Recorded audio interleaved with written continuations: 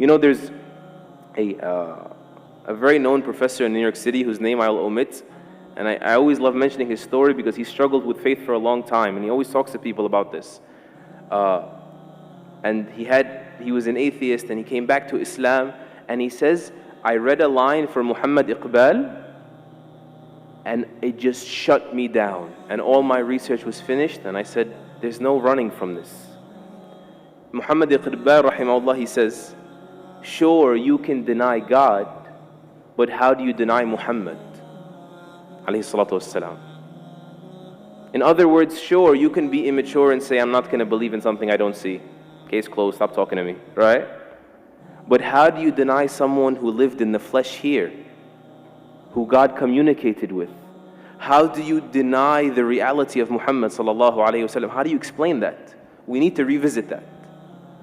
How does a man get born in a vicious environment, alayhi salatu wassalam, and he becomes this beautiful, soft, delicate, bashful, merciful person who was content when people couldn't even be patient, and was merciful when people couldn't even be just.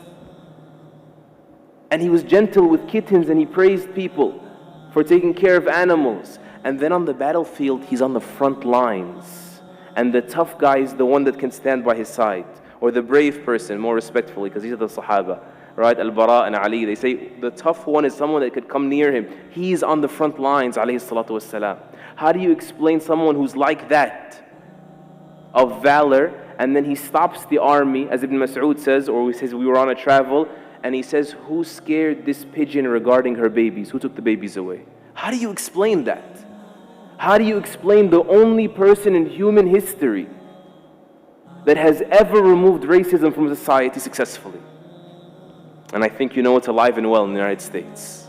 The only person in human history that has ever removed alcoholism effectively, that has suffocated the institution of slavery until it dwindled and people benefited from their freedoms and enjoyed them.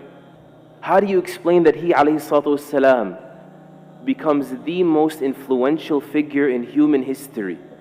Alayhi salatu wassalam. How do you explain that? We need to come back and find shelter in these things. There's only one explanation. There's only one logical explanation.